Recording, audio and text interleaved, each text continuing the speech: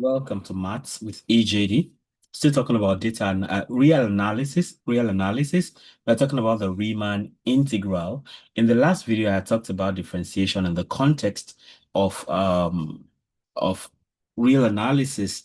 Okay, and I had actually pointed you to the data, the basic calculus playlist, right? So, but in that context, we're doing more of the computational stuff, not worrying so much about the background, the foundational stones. So, real analysis is all about the foundational stones of all of those things we enjoy doing numerically, or doing the very beautiful stuff. But in the background, we have all of these foundations. So, uh, so when you talk about integration in the realm of real analysis, you're talking about something like Riemann integral. So let's look at that. So here we introduce the Riemann or Darboux integral through partitions, upper and lower sums, and conditions for integrability. By the way, even if you look at the basic calculus playlist I did the other time, I mean that playlist, you'll see that integration is to be understood from the context of summation, right? Because it's more like what you do, kind of summation you do with discrete numbers, that is what becomes integration when you're dealing with continuous functions, basically, right? So we introduce the Riemann or Darboux integral through partitions, upper and lower sums, and conditions for integrability. So let's go straight to the Darboux sums, like that.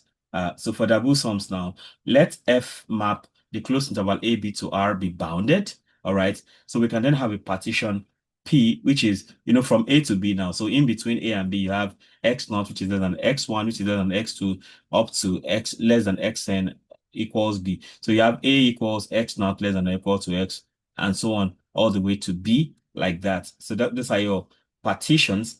So we now say for each subinterval, say ik, which is xk minus 1, xk, for each partition, say x naught, x1, x1, x2, x2, x3, x3, x1, so on and so forth. Then we have the infimum. We have m of k, which is infimum of f of x.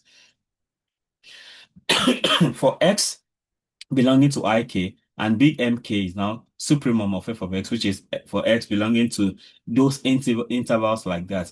Then we can say the Darboux sums are the lower part now, the L, L of f of p. So we have a lower Darboux sum, which is L of f of p, which is summation from k equals 1 to n of the infimum of f of x, mk, into xk minus xk minus 1. Whereas the upper Darboux sum is actually summation from k equals 1 to n of the supremum, that's big M of k, m sub k, into xk minus xk minus 1. So these are your Darboux sums right here. And then we can define we have this for the lower part. Now we have integral from bar A to B f sup L of f of p defined over p, and you have integral from A to B with the bar at the top f of infimum u of f of p. So we can define this, and then we say that f is integrable if this coincide. All right. So we say integral from A to B of f of x dx is possible if this the definition with the lower bar is equal to the definition with the upper bar.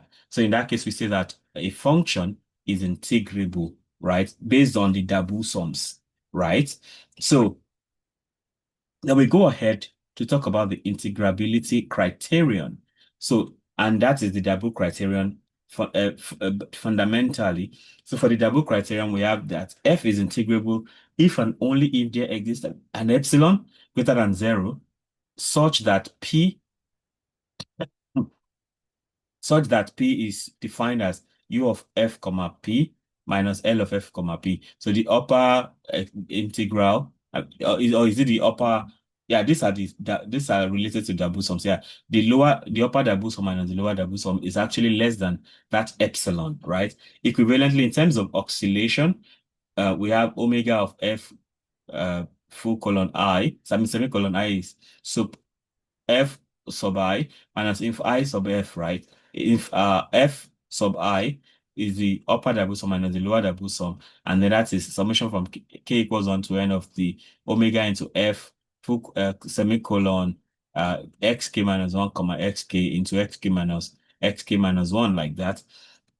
Now we have integrability of continuous functions now. So we have a theorem which says that every continuous function which maps the closed interval AB to the real number system is a Riemann integral. That's a theorem. So the proof idea to prove that we are so on the compact closed interval AB, continuity implies uniform continuity, like we saw in previous videos. So given that epsilon is greater than 0, so we want to choose the delta so that the absolute value of x minus y less than delta implies the absolute value of f of x minus f of y, which is less than epsilon divided by b minus a right there. Then for any partition with mesh less than delta, we now have the difference between the Darboux sums, the upper Darboux sum minus the lower Darboux sum is less than epsilon. In that case, we can then say that f is integrable in that case. So this is how to define integrability in this context. Then we have piecewise and monotone functions. All right. I mean, we already talked about the idea of monotone functions previously, that they are increasing or decreasing functions, basically. And of course, we know what it means for something to be continuous. And for something to be continuous piecewise, it means that piece by piece, it's continuous. If you pick every piece in the function, so in the interval, that is. So if f has finitely many jump discontinuities, jump continuities means that for each value, you have a jump.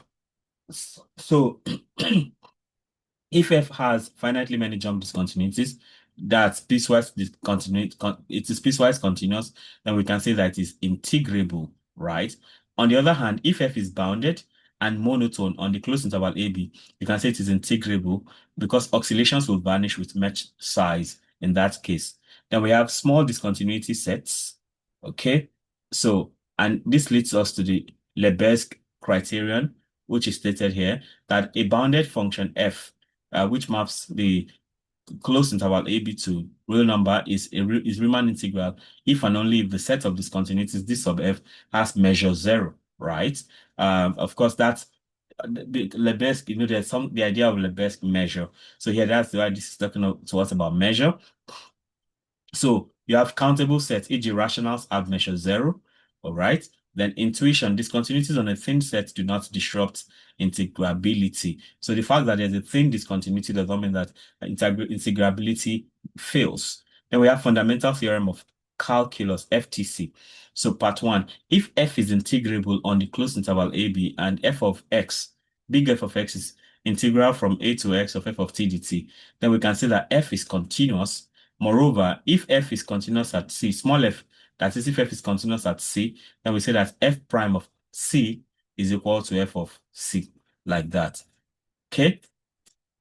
Part 2, if f is continuous on the closed interval AB and f is antiderivative, that's f prime is equal to f, then we say that integral from a to b of f of x dx is equal to f of b minus f of a. This is the fundamental idea that you see me applying, for instance, under the basic calculus part when I get to talk about integration.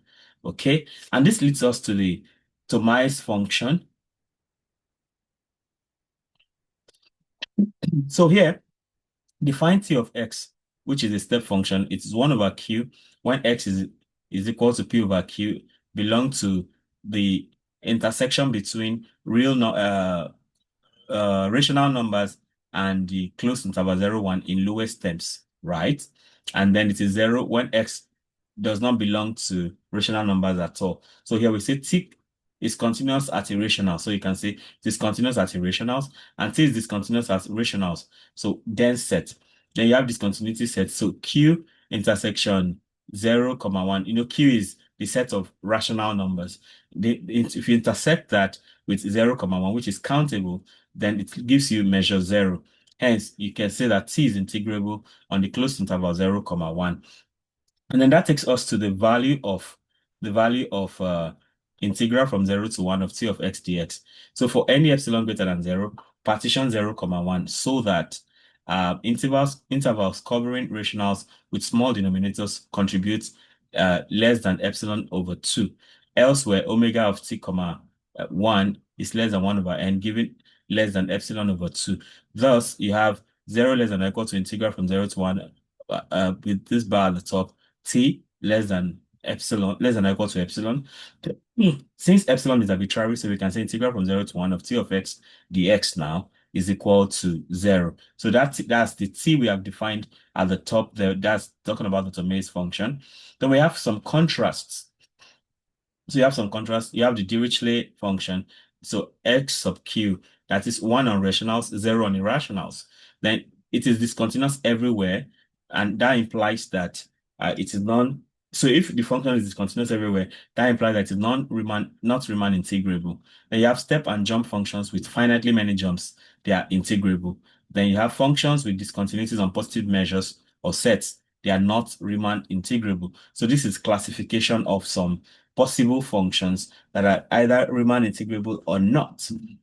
Then we have some exercises which you want to try your hands on. So you want to prove, first of all, the Darboux epsilon criterion using monotonicity of the lower and upper Darboux sums under refinement. And you want to show bounded monotone F is integrable. You want to show piecewise continuous F is integrable by splitting at discontinuities. Then you want to prove T of X is continuous at irrationals and discontinuous at rationals.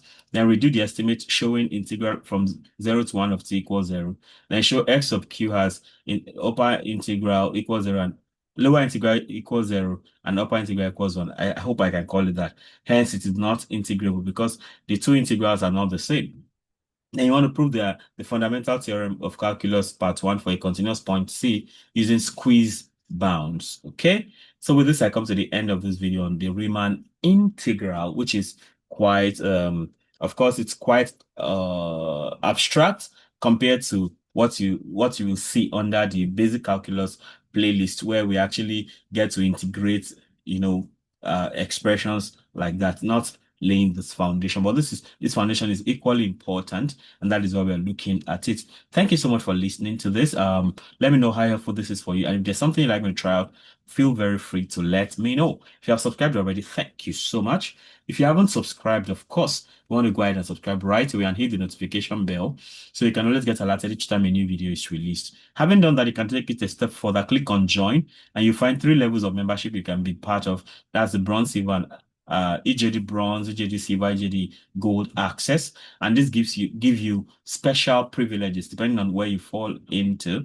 All right, so feel free to do that, and let's see how things go as we build a community together. Ultimately, don't forget to comment, like, and share so that more people can have access to the great content we have going on here. Till I come your way again, keep doing maths right. Bye.